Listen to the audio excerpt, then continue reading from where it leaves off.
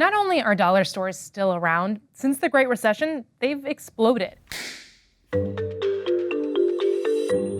This is Josh Kubley from Keesler Air Force Base in Mississippi, and I've always wondered, how can dollar stores still sell stuff for $1?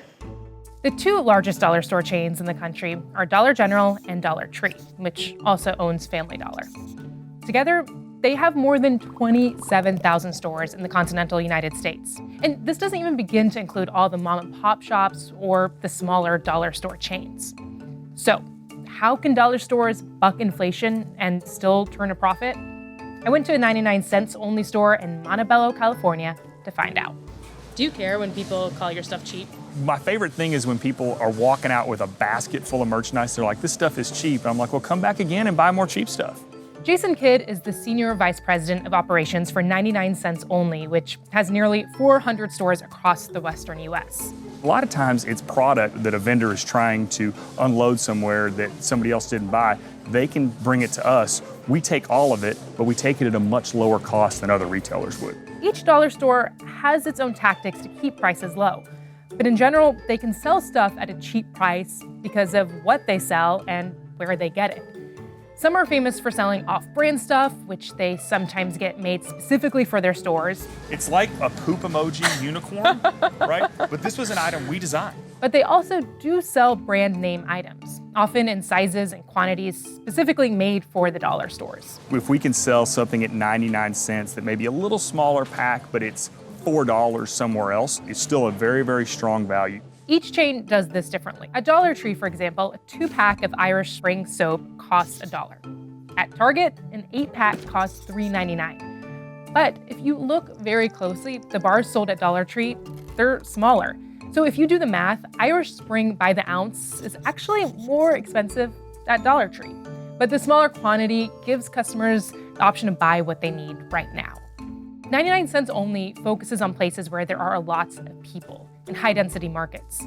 But the thing is, we're also seeing explosive growth in rural areas with much smaller populations. Why? Well, it's less risky for dollar stores to go where other retailers won't. Let's look at Walmart, for example. It cost the company more than $15 million to build a supercenter. $15 million. So Walmart has to pick areas with enough potential customers to make money.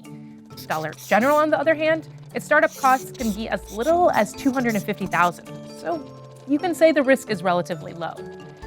That means dollar stores can go into smaller markets where you may not find as many grocery stores or retailers.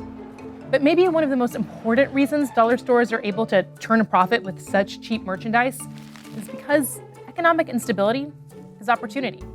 During the Great Recession, when other companies were shutting down, many dollar stores, they were expanding. They started carrying more groceries and household essentials, stealing customers from other retailers.